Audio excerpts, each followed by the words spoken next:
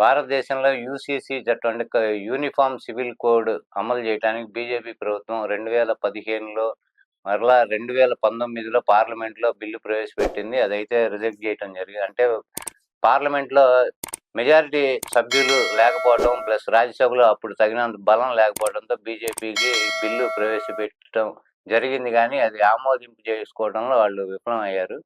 ఇప్పుడు రీసెంట్‌గా మళ్ళీ యూనిఫామ్ సివిల్ కోడ్ అమలు చేయాలి ఇండియాలో అని ఆ చట్టం మళ్ళీ పార్లమెంట్‌లో ప్రవేశపెట్టడానికైతే వాళ్ళు రెడీ అయ్యారు. ఇప్పుడు ఉత్తరాఖండ్‌లో already uniform civil code UCC అమల్లోకి వచ్చింది. అక్కడ స్టేట్ గవర్నమెంట్ యూసీసీని అమల్లోకి తెచ్చింది.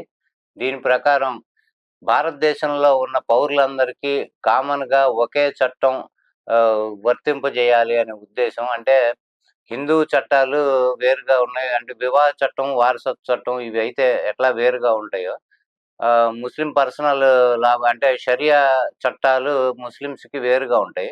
దానిలో ఏందంటే బహుభార్యత్వం, ఒకళ్ళు ఎంతమందైనా 7గురు వరకు పెళ్లి చేసుకోవచ్చు.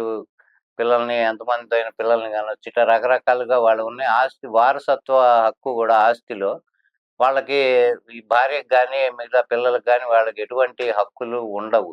కానీ ఈ హిందూ ఆస్తి వారసత్వ హక్కులో మాత్రం ఆహ్, మన ఆడపిల్లలకు గూడా సమానంగా మగపిల్లలతో వాళ్ళ సంతానానికి సమాన హక్కులుంటాయి. అట్లానే ఇట్లా ఇండియాలో మొత్తం ఈ చట్టం యూనిఫార్మ్‌గా అందరికి ఒకే చట్టం ఉండాలి అనే ఉద్దేశంతో ఇది ప్రవేశపెట్టడం జరిగింది.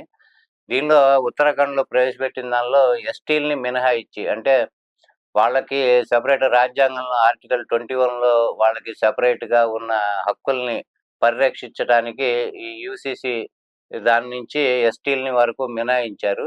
ఇప్పుడు గనక ఇండియాలో ఈ చట్టం వర్తింపజేస్తే చాలామంది ముస్లిమ్స్‌కి అది కొంచెం ఇబ్బందికరంగా ఉండేటట్టుంది. అసదుద్దీన్ ఓవైసీ ఇలాంటి వాళ్ళు మేము 4, 5 పెళ్ళిళ్ళు చేసుకుంటాం. ఇప్పుడు గనక ఈ యూసీసీ చట్టం అమల్లోకొస్తే మాకు అవకాశం ఉండదని ఆయన బాధపడుతున్నారు.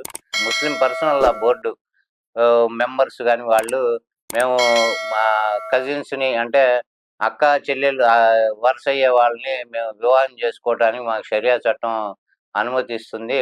ఈ యూసీసీ అమల్లోకొస్తే మాకు అవకాశం లేకుండా పోతుంది అని కొంతమంది అంటున్నారు.